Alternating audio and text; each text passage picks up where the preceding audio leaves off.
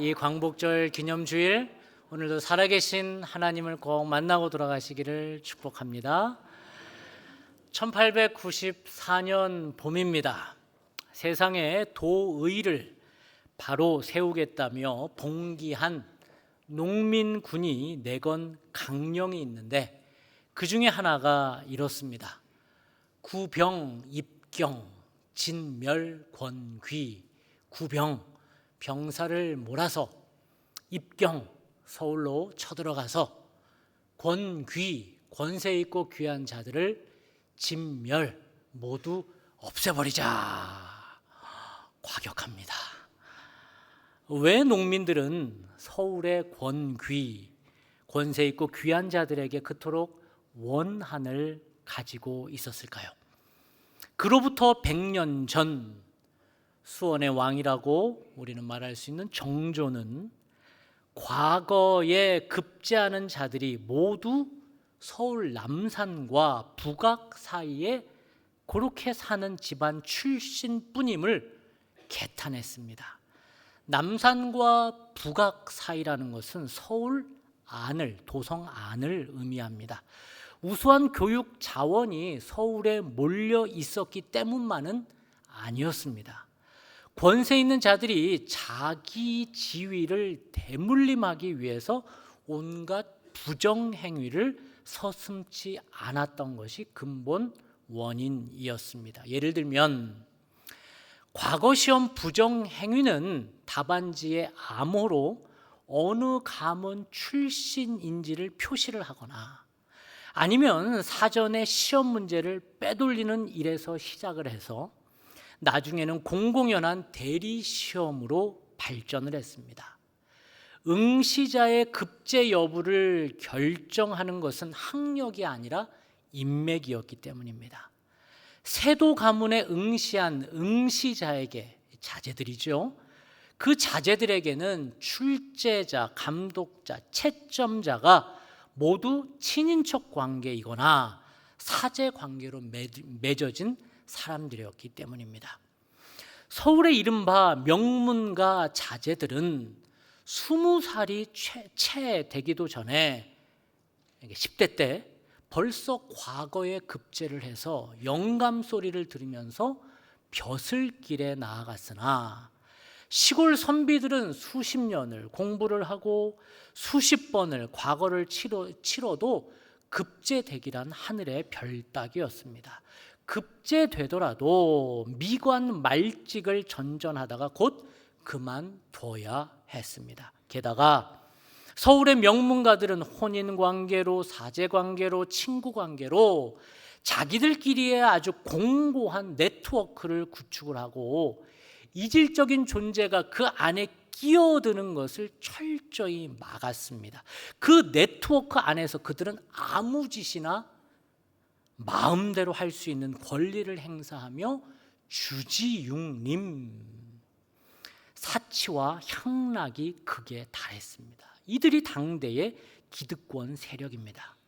19세기의 서울은 이들이 흥청망청하며 태평성대를 구가하는 공간이었으나 같은 시기에 농촌은 불만과 분노, 적개심이 뒤끓는 밀란의 공간이었습니다. 그래서 농민들이 봉기를 일으켜 세상을 뒤집어 놓으려 했던 것이지요. 정조로부터 200년이 지난 지금, 그리고 동학 농민운동으로부터 100여 년이 지난 지금, 광복의 날로부터 80년이 지난 지금, 이 대한민국에는 광복, 빛의 회복이 있을까요? 오늘 우리는 광복절 80주년을 기념하며 하나님께 감사 예배를 드리고 있습니다. 광복절의 의미가 무엇일까요? 광복은 단순히 일제의 강점에, 물리적으로 일제의 강점의 시간을 벗어남을 의미하는 것일까요? 진정한 광복, 참된 광복, 즉 성경에서 말하는 광복, 이 땅이 진짜 잃어버렸던 빛을 회복해야 한다는 것은 무엇을 의미하는 것일까요? 오늘 본문이 이 광복, 참된 광복이 어떠함을 알려주고 있습니다. 1절부터 3절을 제가 봉독하겠습니다. 주 여호와의 영이 내게 내리셨으니 이는 여호와께서 내게 기름을 부으사 가난한 자에게 아름다운 소식을 전하게 하려 하심이라. 나를 보내사 마음이 상한 자를 고치며 포로된 자에게 자유를, 갇힌 자에게 노임을 선포하며 여호와의 은혜의 해, the year of jubilee, 희년과 우리 하나님의 보복의 날을 선포하여 모든 슬픈 자를 위로하되 무릇 시온에서 슬퍼하는 자에게 화관을 주어 그 죄를 대신하며 기쁨의 기름으로 그 슬픔을 대신하며 찬송의 옷으로 그 근심을 대신하시고 그들이 의의 나무 곧 여호와께서 심으신 그 영광을 나타낼 자라 일컬음을 받게 하려 하심이라. 아멘. 오늘 본문은 이사야 선지자가 받은 하나님의 말씀입니다. 당시 이스라엘은 바벨론 포로에서부터 해방되어 나온 상황입니다. 광복을 얻은 것이지요. 그런데 진정한 광복은 나라를 되찾는 것에 있지 않고 이렇게 해야 광복이라고 하나님이 직접 말씀하신 내용이 1절부터 3절이라는 거예요. 특별히 2절에 나온 이 단어 여호와의 은혜의 해, the year of jubilee, 기쁨의 해, 환희의 해, 곧 희년이 와야 광복이라는 것입니다. 이 땅에 희년이 와야 진짜 광복이 온다는 것입니다. 구약 전체는 이 빛의 회복, 광복, 즉 희년을 말하고 있습니다. 희년이 무엇일까요? 이 희년에 대한 구체적인 언급은 모세가 받은 율법에 잘 기록되어 있습니다. 레위기 25장을 제가 읽어드리겠습니다. 너는 7 안식년을 계수할지니 이는 7년이 7번인 즉 안식년 7번 동안 곧 49년이라. 7째 달 열흘날에 열흘날은 속죄일이니 너는 뿔나팔 소리를 내되 전국에서 뿔나팔을 크게 불지며 너희는 50년째 해를 거룩하게 하여 그 땅에 있는 모든 주민을 위하여 자유를 공포하라. 이 해는 너희에게 희년이니 너희는 각각 자기의 소유지로 돌아가며 각각 자기의 가족에게로 돌아갈지며 그 50년째 해는 너희의 희년이니 너희는 파종하지 말며 스스로 난 것을 거두지 말며 가꾸지 아니한 포도를 거두지 말라. 아멘. 희년은 50년째 해를 의미합니다. 희년은 안식일과 안식년을 포함합니다. 안식일이 무엇입니까? 안식일은 종과 노예를 위한 날입니다. 요즘같이 더운 날이 지속이 되는 중동에서 매일 육체 노동을 해야 하는 종들에게 일주일에 하루를 쉴 수 있다는 것은 복음 중에 복음입니다. 하나님이 안식일을 제정하신 이유는 딱 하나입니다. 고용주, 마님, 대감 입장에 서지 말고 누구의 입장에서? 노예의 입장에서 한번 서보라는 거예요. 약한 자의 입장에 한번 서보라는 것입니다. 7년마다 돌아오는 안식년은 안식일보다 더 파격적입니다. 7일마다의 안식일은 종과 노예를 쉬게 해주는 것인데 7년마다 돌아오는 것을 무엇이라고요? 안식년은 종과 노예들을 자유의 몸으로 풀어주고 자유인이 된 그들이 살 수 있도록 먹을 것을 넉넉하게 챙겨서 보내라고 말하고 있습니다. 이에 대해 신명기 15장은 이렇게 말하고 있습니다.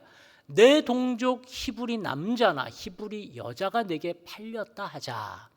만일 6해 동안 너를 섬겼거든 7째 해에 너는 그를 놓아 자유롭게 할 것이요 그를 놓아 자유롭게 할 때 빈손으로 가게 하지 말고 내 양 무리 중에서와 타작마당에서와 포도주 틀에서 그에게 후히 줄지니 그런데 하나님 여호와께서 내게 복을 주신 대로 그에게 줄지니라. 아멘. 이 얼마나 멋지신 하나님입니까? 게다가 하나님은 그들의 부채도 다 탕감해 주라고 말씀하십니다. 신명기 15장 1절 2절을 제가 읽어드립니다. 매 7년 끝에는 빚을 면제하라. 면제의 규례는 이러하니라. 그의 이웃에게 구워준 모든 채주는 그것을 면제하고 그의 이웃에게나 그 형제에게 독촉하지 말지니 이는 여호와를 위하여 면제를 선포하였음이니라. 아멘. 이렇게 빚까지 면제해 주면서 노예에서 해방시켜 주시는 이유는 너도 애굽에서 노예되었던 자임을 기억하라는 것입니다. 너도 값없이 포로가 되었던 것이 자유로워졌지 않느냐, 구원받았지 않느냐. 그러니 너희도 다른 사람을 옥죄지 말고 풀어주라는 것입니다. 이것은 예수님의 십자가의 구속, 대신 우리의 죄의 빚을 갚아주신 은혜와 이어지고 있다는 거예요. 그렇게 하나님은 7일마다 안식일을, 그리고 7년마다 안식년을 주셨는데 그 절정이 되는 해가 안식년이 7번 지난 그 다음에 77에 49, 그거 다음에 오는 50년째 해를 뭐라고 부른다고요?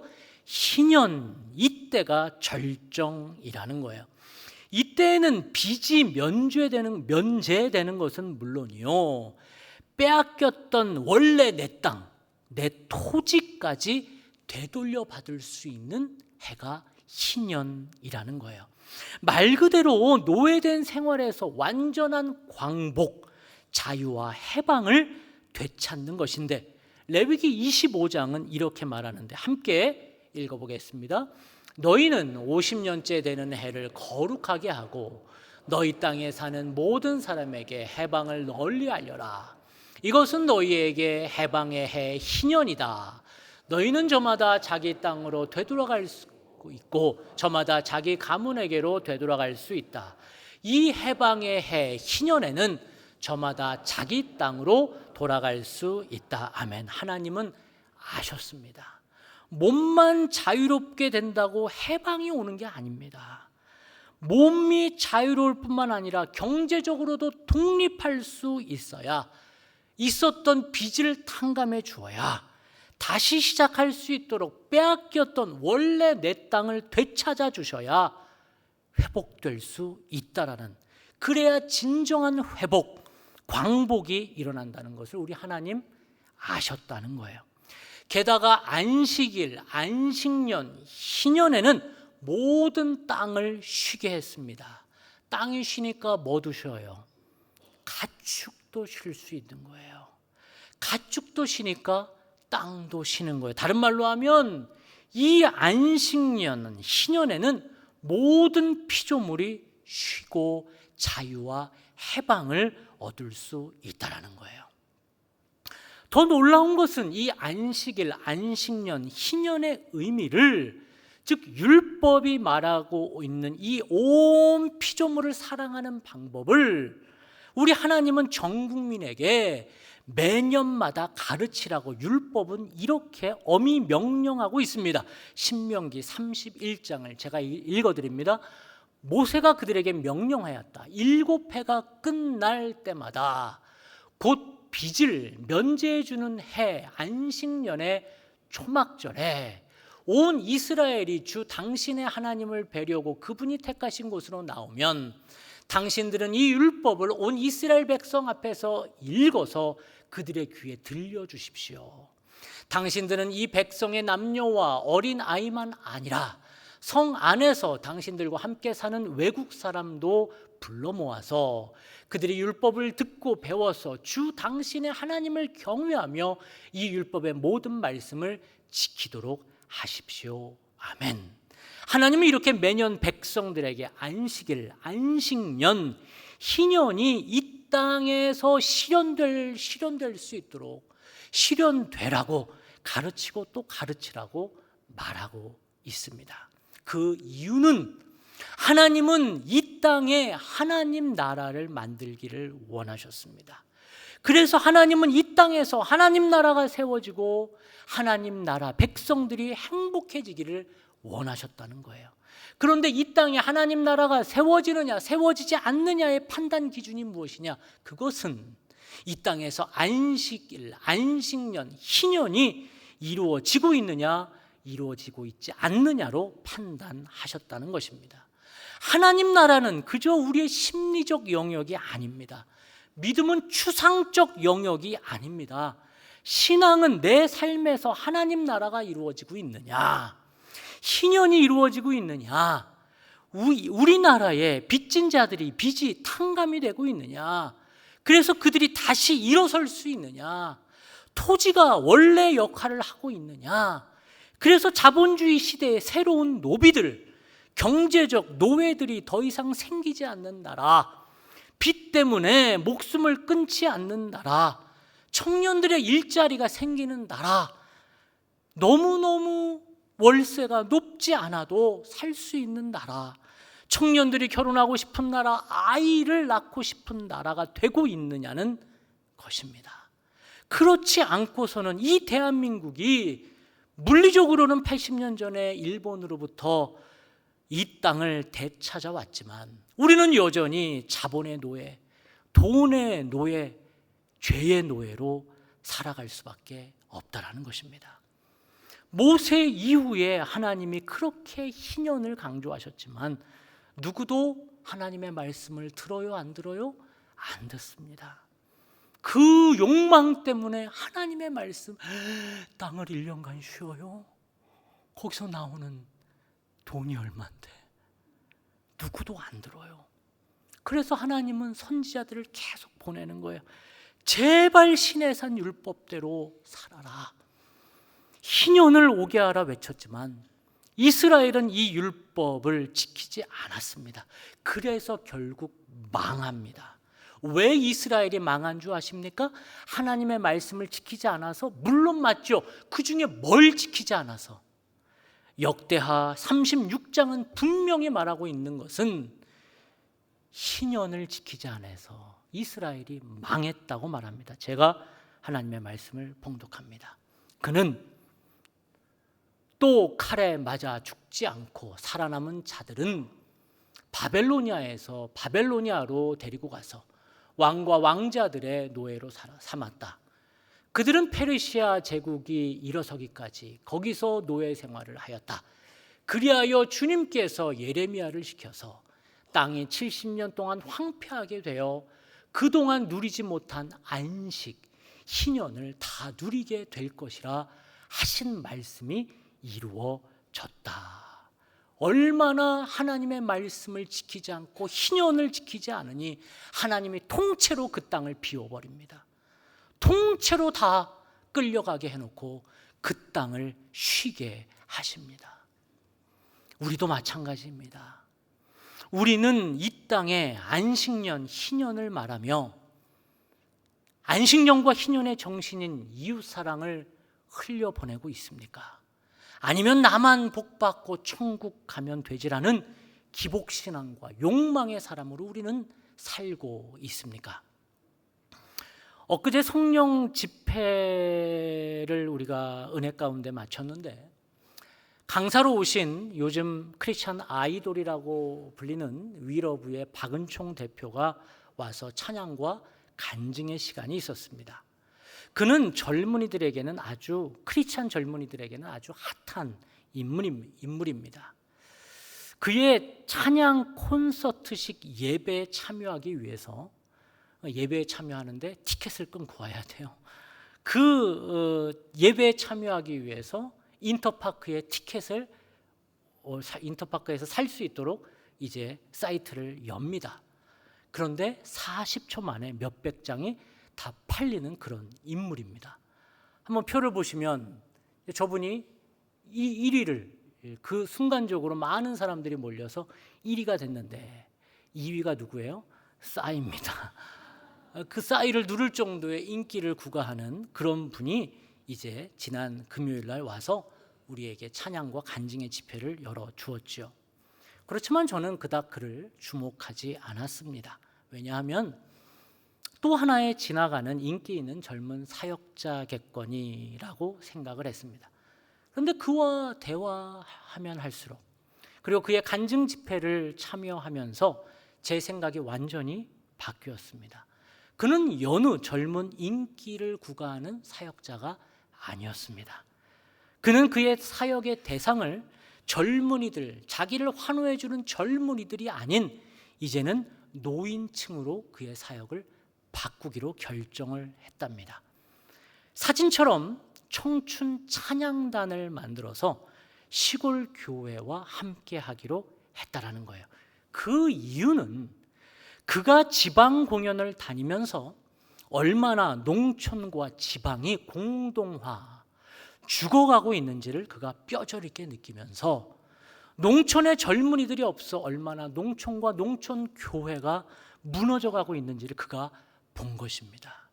그러면서 그는 그의 모든 인기와 인적 인프라를 다 내려놓고 팀에서 자기와 함께할 소수를 데리고 곧 귀농하기로 결정했답니다. 충북 보은군과 지금 얘기가 거의 끝난 상태인데 그곳에 가서 직접 농사도 짓고 보은군과 얘기를 해서 군에서 펼치는 젊은이들을 위한 귀농 프로젝트도 그가 지금 함께 하고 있다는 거예요. 그의 관심은 자기가 그 지역에서 그 지역을 그래도 한 지역이라도 살리면 그것을 보고 같이 참여해 줄 크리스찬 젊은이들이 있지 않을까라는 소망을 가지고 나간다는 것이죠. 그 인기와 그 박수 받는 것을 내려놓고 그는 낮은 자리로, 더 낮은 곳으로 그렇게 내려가고자 하는 그 고백은 희년의 삶, 희년을 만들어 가고자 하는 삶이라는 거예요. 구약의 핵심인, 구약 율법의 핵심인 이 희년의 내용은 구약에서 끝난 것이 절대 아닙니다. 신약이 열리면 우리 예수님이 당신께서 왜 이 땅에 오셨는지 일성, 첫 목소리를 열어가시는데 그 목소리가 바로 누가복음 4장의 그분의 일성인데, 제가 같이 한번 읽어보겠습니다. 주의 성령이 내게 임하셨으니 이는 가난한 자에게 복음을 전하게 하시려고 내게 기름을 부으시고 나를 보내사 포로된 자에게 자유를, 눈먼 자에게 다시 보게 함을 전파하며 눌린 자를 자유롭게 하고 주의 은혜의 해 희년을 전파하게 하려 하심이라 하였더라. 아멘. 누가복음에 따르면 예수님의 공생의 첫 일성은 바로 희년의 선포였습니다. 내가 왜 왔느냐? 이 복음은 심리적, 추상적, 이기적 좋은 소식이 아니라는 겁니다. 예수 믿으면 정신 승리할 수 있기 때문에 알려준다는 것이 아닙니다. 예수 믿으면 잘 사는 법, 시간 관리하는 법, 인내하는 법, 착하게 사는 법, 그리고 사람들에게 인정받고 출세하고 부자 되는 법을 알려주시는 것이 아닙니다. 그게 아니고 예수를 믿으면, 복음을 경험하면 새 사람이 된다는 거예요. 새 질서를 따른다는 겁니다. 새로운 빛에 눈을 뜬다는 것입니다. 광복의 사람이 되는 것입니다. 나병에 걸린 사람처럼 살아가는 것이 아니라 내 관심이 이제는 내 주변으로 향한다는 겁니다. 내 주변에 어려운 사람이 없나? 억울한 사람이 없나? 경제적 사각지대에서 삶의 돌파구를 못 찾는 사람이 없나? 내가 조금 힘이 있으니 이 돈과 힘과 시간을 나눌 곳이 없나 살핀다는 것입니다. 이게 바로 희년에 동참하는 것입니다. 그런데 이 희년의 정신이 없으면 부지불식간에 내 행동이 얼마나 폭력적으로 약자들과 어린 자들에게 상처를 주는지 모릅니다. 모두 희년의 정신이 없어서 그렇습니다. 예를 들면 이런 것들입니다. 얼마 전에 어떤 지자체에서 재난지원금을 주는데 소득 분위별로 카드 색깔을 달리해서 주려고 계획을 했답니다. 예를 들면 들으셨겠지만 일반용은 분홍색, 조금 못 사는 차상위 계층은 연두색, 아주 못 사는 극빈자들은 파란색을 주려 했다라는 거예요. 그러면 그들이 그 카드를 가지고 쓸 수 있겠냐는 거죠. 그 카드를 내미는 순간 색깔별로 그들의 경제적 신분이 결정이 되는 그 순간 어떻게 그 사람들은 나는 못 사는 사람이라 주홍 글씨가 쓰이는 꼴이 되는데 어떻게 쓸 수 있겠냐는 것이지요. 누가 기획했는지는 몰라도 그 공무원은 아주 혼나야 합니다. 희년의 정신이 없는 것입니다. 그뿐입니까? 우리나라는 아파트를 분양할 때에 법으로 취약계층과 장애인들을 위한 주택을 일정 부분 공급을 해야 합니다. 예를 들면 시공사나, 그런데 시공사나 관리나 설계를 쉽게 하기 위해서 이 시공사들은 10개 동이 있으면 그냥 한 동을 지정해 버린다는 거예요. 그냥 101동, 저기는 임대 아파트인 거예요. 못 사는 사람들 다 거기다가 몰아넣는다는 거예요. 그렇게 돼버리니 어떻게 되겠어요? 늘 저 동은 못 사는 사람들이 사는 동. 그러다 보니 이제는 아이들끼리도 이런 말을 한대잖아요. 나는 임대동, 나는 분양동, 너는 임대동. 그리고 임대동에 사는 아이들이 분양동에 있는 놀이터에 넘어오면 못 넘어오게 하려고 부모들이 뭘 쳐나요? 뉴스에 나왔잖아요. 철조망을 쳐놓는다는 거예요. 못 들어오게 한다라는 거예요. 그런데 외국은 어떻습니까? 선진국들은 각 동마다 예를 들면 101동에 3집, 102동에 7집, 103동에 몇 집. 그러니까 못 사는 사람들을 한 곳에 해서 낙인 찍는 게 아니라 소셜 믹스가 일어나게 해서 같이 더불어 사는 희년 정신으로 살아간다는 것입니다.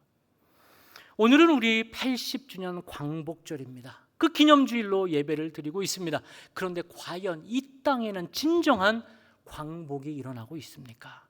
여전히 우리 주변에는 빛으로 나오지 못하고 어둠에 묶인 사회적 약자들과 도시 빈민들이 있습니다. 우리 교회는 지금까지 40여 년간 건강한 교회로 대한민국에 소문났다고 우리는 자긍심을 가지고 있지만 과연 우리 교회가 이 많은 에너지와 이 힘으로 우리는 계속 약자들을 위해서 우리의 관심을 돌보고 있느냐는 것이지요. 아니 우리 교회 주변에 있는 율전동에서 우리 교회가 있으므로 박수를 치고 있나? 아니면 저 교회 때문에 너무 불편해 하고 있느냐는 것이지요. 그런 분들은 여기에는 없겠지만 가끔 사무실이 전화를 받아요. 어떤 전화? 주차를 늦게 하고 이제 차 댈 데가 없으니까 주택에 그냥 탁 대고 오시는 거예요. 그러니까 차들이 나가려고 주민들이 하면 앞에 차가 있는데 요즘엔 또 잘 밀리지도 않잖아요, 차들이. 그러니까 전화를 합니다. 그러면 그분이 전화를 받고 나 예배 드리는데 왜 전화하냐고 뚝 끊어버린다는 거예요. 그 사람 마음 안에는 이 교회가 기쁜 소식을 전하는 곳이 아니라 민폐의 대상이 된다는 겁니다. 여러분, 우리는 내가 예수 믿는 것이 나만 좋은 것에서는 제발 벗어나서 과연 이 복음이, 이 빛의 회복인 광복이 어떻게 지역과 내 사는 이웃에게 흘러가게 해야 할지를 늘 고민하며 살아야 한다는 것입니다. 오늘 우리는 광복절을 기념하며 감사의 예배를 드리고 있습니다. 이 광복, 참된 광복은 희년의 복음을 가지고 사는 것입니다. 그래서 내가 있음으로 나만 좋고 행복한 삶이 아니라 내가 있음으로 내 이웃이 행복하고 내 주변이 행복하고 내 자녀들이 살맛나고 우리 교회가 이 지역이 하나님 앞에서 활짝 피는 그러한 광복의 사람으로, 희년의 복음을 가진 사람으로 살아가시기를, 여러분 모두 그렇게 되시기를 주님의 이름으로 축복합니다. 기도하겠습니다. 하나님, 우리가 진정 회복해야 할 빛이 무엇인지 알려주시니 감사합니다. 억눌린 자에게 자유를, 가난한 자에게 희망을, 빼앗긴 자에게 회복을 주시는 희년의 복음이 오늘 우리 삶 속에 다시 살아나게 하옵소서. 우리 믿음이 말에 그치지 않고 어두운 곳에 빛이 되고 상처 입은 이웃에게 기쁨이 되는 참된 광복의 사람들이 되게 하옵소서. 예수님의 이름으로 기도합니다. 아멘.